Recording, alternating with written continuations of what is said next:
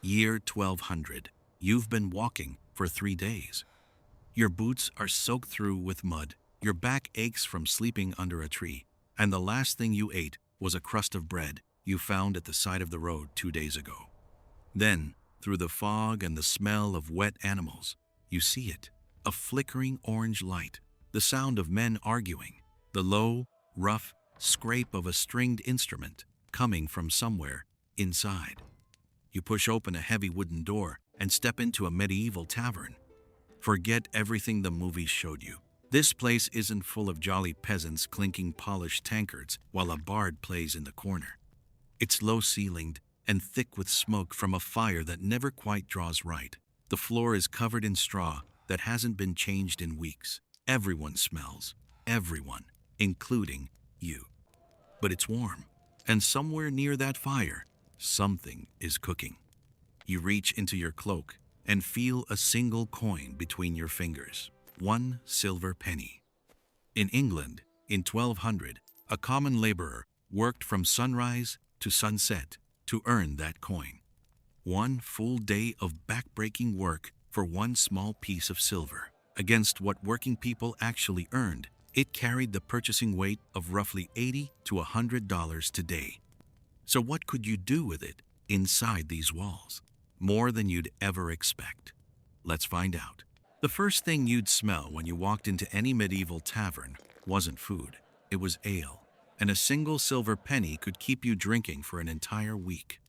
A small clay cup of ale cost about a quarter of a farthing in most English towns. A farthing was a quarter of a penny. Do that math, and your silver coin could buy somewhere between 30 and 40 cups of the stuff. Medieval ale was nothing like beer today. There were no hops. Hops weren't widely used in England until the 15th century. Instead, tavern keepers brewed with a bitter mixture of herbs called gruit, yarrow, bog myrtle, wild rosemary. The result was a thick, murky liquid that tasted more like fermented grain porridge than anything you'd recognize from a bar menu. The alcohol content clocked in at around 1 to 2%. People drank it constantly, men, women, children, because water from wells and rivers was genuinely dangerous. Ale was safer than water. The brewing process killed off most of what would make you sick, so every cup of that murky, herb-flavored liquid was also a medical decision, made 30 or 40 times over with a single coin. If ale was the drink of the common man, wine was something else entirely, and, in the right tavern, your silver penny could buy you a small jug of it, enough for 2 or 3 generous cups. Wine was imported, mostly from France, and that made it expensive. In towns with good trade connections, a small measure cost roughly half a penny. So your coin could buy 2 rounds of something most working people only tasted on feast days or during communion. The wine wasn't good, not by any standard we'd recognize today. It arrived in barrels after weeks at sea, sometimes mixed with salt water or vinegar that had leaked in during the crossing. Tavern keepers added honey, spices, or even tree resin to cover up how far gone it already was. The real transaction wasn't about taste. In a room full of men who couldn't afford it, ordering wine sent a signal that traveled to every table. This person has coin to spare. Reputation in 1200 was built on exactly these small visible gestures, and your silver penny was enough to buy one for the night. With your silver penny, you could also eat, and in 1200, the cheapest and most common food in any tavern was bread, not soft, warm bread. Something that could genuinely chip a tooth if you bit down without thinking. A small loaf of maslin, a rough mix of rye and wheat, cost about a farthing. Your penny bought 4 of them. Medieval bread wasn't a side dish, it was the plate. Taverns served food on thick slabs of stale bread called trenchers. You put your stew on top, ate the food, then either ate the soggy bread underneath or threw it on the floor for the dogs. Because yes, there were always dogs in a medieval tavern, usually several. The bread itself was often made from grain, stored too long, or gone slightly moldy. Ergot, a fungus that grows on rye, was a constant, invisible problem. Eating contaminated bread could cause hallucinations, burning sensations in the limbs, and convulsions. People in the Middle Ages called it St. Anthony's fire and blamed God for it. The connection to the bread wasn't made for another 4 centuries. Your penny bought 4 loaves. What came with them was entirely up to the harvest. For roughly half a penny, you could get a bowl of pottage, the dish that kept medieval Europe alive for centuries. Your full coin bought 2 full bowls with change left over. Pottage was everything thrown into a pot and boiled until it stopped being recognizable. Oats, onions, leeks, whatever beans were on hand, sometimes a bone for flavor if the tavern keeper was in a generous mood. In better establishments, scraps of salted pork or mutton floated in the gray-brown liquid. For a traveler who hadn't eaten in 2 days, a bowl of hot pottage next to a fire was one of the genuinely best things in the world. Filling, hot, and in the middle of an English winter, it meant the difference between making it through the night or not. What most people miss about pottage is what happened to the pot itself. Tavern keepers rarely made fresh batches every day. The pot stayed on the fire continuously, and new ingredients were added as the old ones were consumed. Some pots had been going for weeks, with layers of flavor building up that nobody could fully account for. Medieval tavern pottage was, in a very literal sense, the sum of everything that had happened in that kitchen for the past month. Number 5. Cheese was everywhere in medieval England, and it was cheap. A small wedge cost a fraction of a penny, which meant your silver coin could buy you more cheese than you could reasonably carry in both hands. Like everything else in 1200, it wasn't what we'd picture today. Medieval tavern cheese was often made from leftover whey after the better product had already been produced. It was sharp, crumbly, and sitting at the far edge of what a modern person would call edible, dense with calories, exactly what a body needed after days on the road. The social layer is what makes it interesting. In a medieval tavern, a man who put cheese on the table was signaling willingness to share. Refusing that offer was an insult. Accepting it from a stranger was a kind of unspoken contract.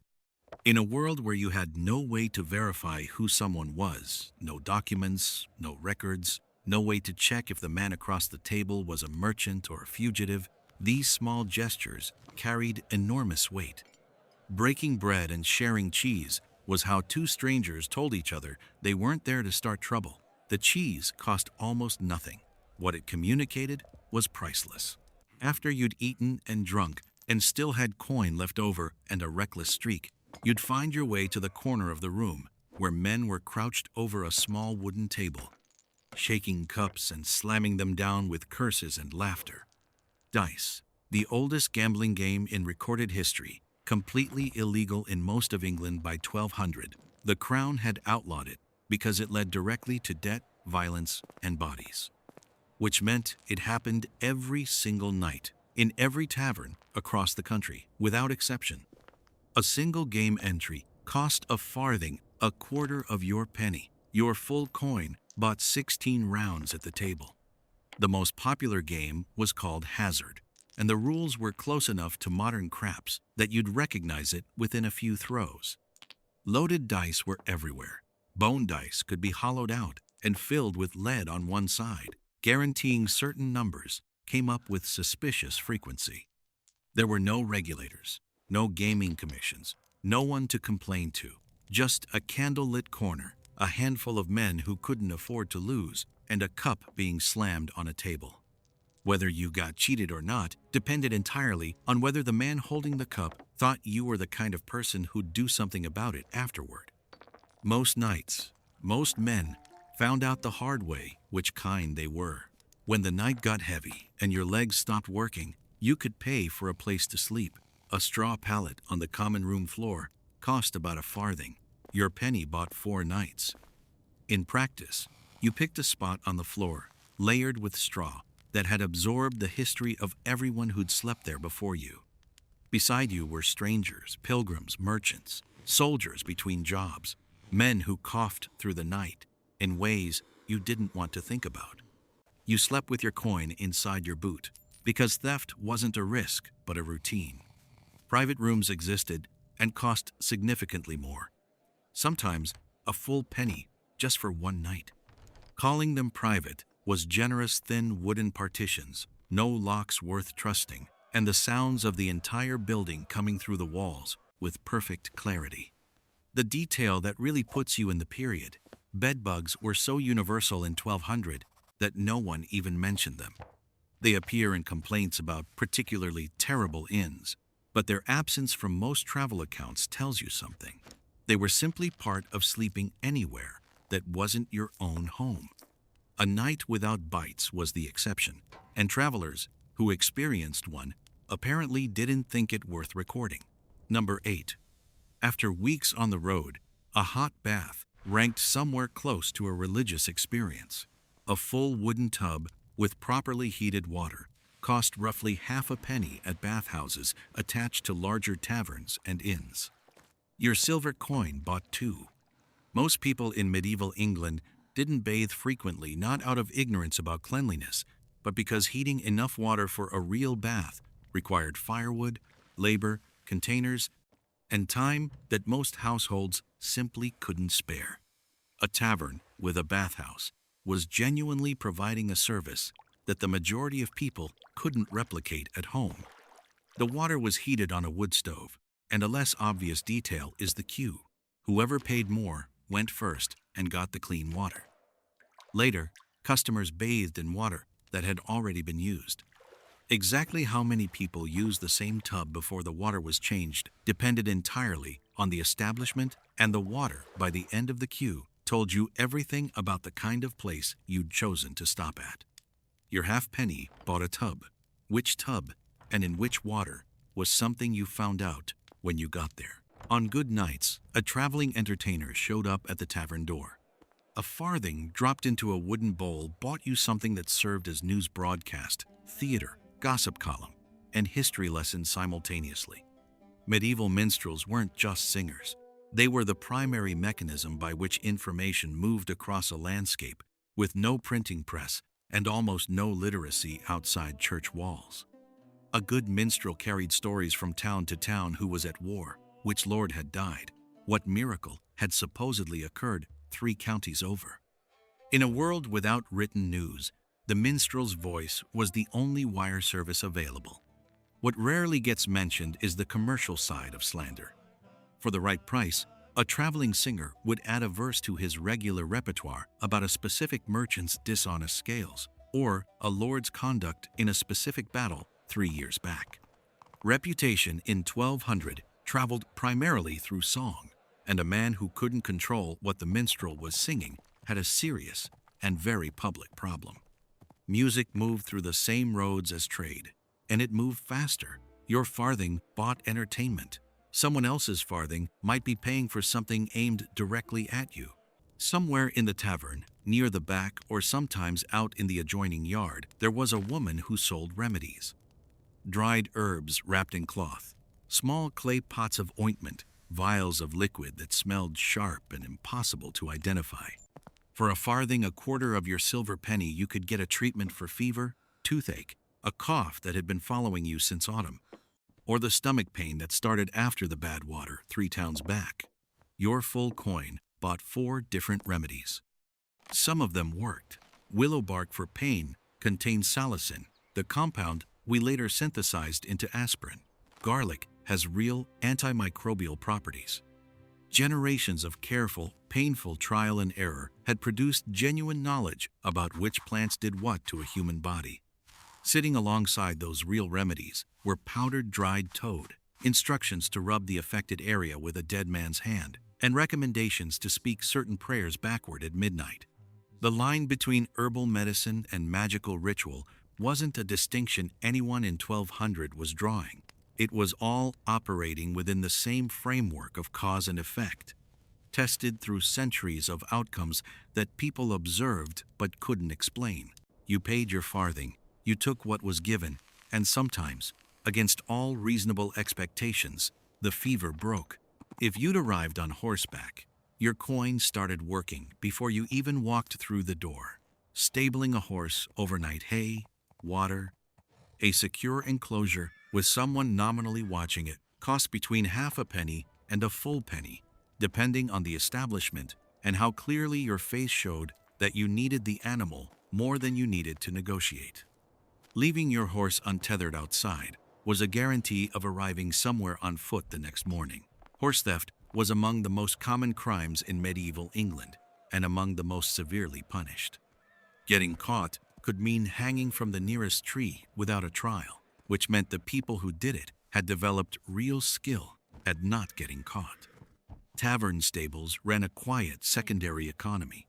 The boys who worked them tracked everything which travelers had come from where, what they were carrying, how long they planned to stay, what condition their animals were in.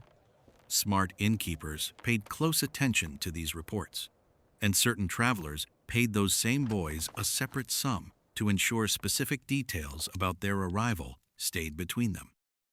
Your half penny secured the horse.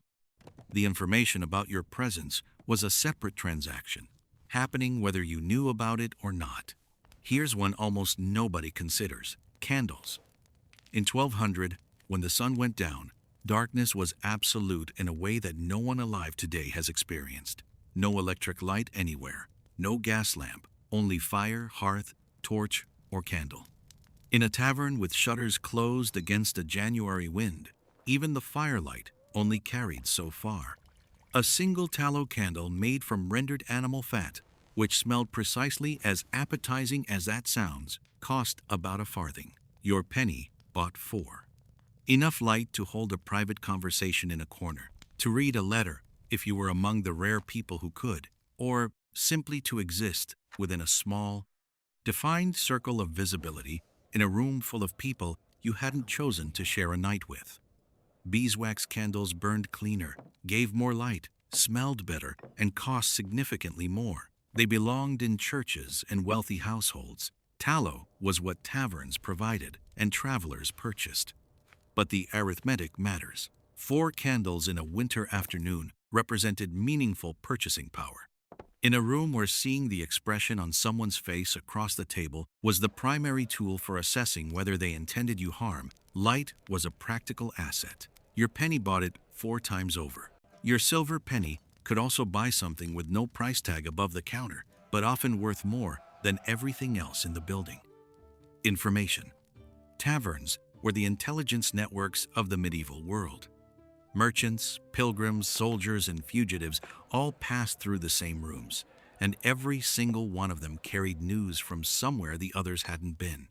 A cup of wine a farthing could buy, the right conversation from a merchant heading south who'd traveled the road you were planning to take tomorrow. If that merchant mentioned the road through the forest near the river crossing had been hit by bandits 3 times in the past 2 weeks, you just received something more valuable than anything else the tavern was selling. No map would have told you that. No official source. Just a man on his second cup, willing to talk to someone who'd bought him a drink. Tavern keepers sat at the center of this network. They heard everything from everyone, retained it, and sold selective pieces of it to whoever was asking. Some were paid informants for local sheriffs. Some were paid informants for the people the sheriffs were looking for. The useful ones managed both accounts simultaneously without either party knowing. Your penny bought access to this system. What you did with what you heard and what others heard about you while you were drinking was a separate question entirely. Before you leave this tavern fed, rested, marginally cleaner, and carrying information that might keep you alive on the road ahead, one last thing your coin could buy. At the counter, near the bread and the tallow candles, a simple iron knife waited. It cost about a penny, the last of your silver. In 1200, a knife wasn't primarily a weapon. It was the most fundamental tool an adult carried, every day, without exception. You used it to eat. Forks had no place in common life yet, to cut rope, to repair gear, to perform 100 small tasks that accumulated into a functional day on the road. A person without a knife was someone who couldn't manage basic life on the frontier. The fact that it doubled as a weapon was simply part of what a knife was.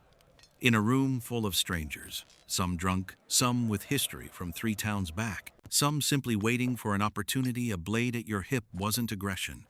It was the same practical logic as everything else you'd spent your coin on that night. You arrived with nothing but a penny.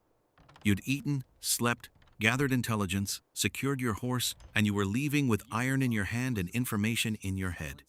In the year 1200, that was a good night. 1 silver penny, 1 day of labor, 1 small coin worn smooth from passing through a dozen hands before it reached yours. It paid for ale safer than the water in the street, bread that doubled as a plate, gambling that was outlawed and packed every night, music that could carry news or carry slander depending on who was paying. It bought light in a world that went completely dark without warning, medicine that sometimes involved dead toads and sometimes actually worked, and the rare warmth of a fire someone else had already paid to keep burning. The medieval tavern was not a romantic place. It was loud, dark, and built around the needs of people moving through a world with no safety net and no second chances. The bed was the floor. The floor was alive with things nobody named. The man sitting next to you might be a merchant. He might be running from something. In 1200, you frequently couldn't tell the difference, and neither could he about you. For a traveler arriving cold and empty-handed, it was still everything that mattered. 1 coin, 1 door pushed open, and 1 night that put you back on the road, with a reasonable chance of making it to wherever you were going next.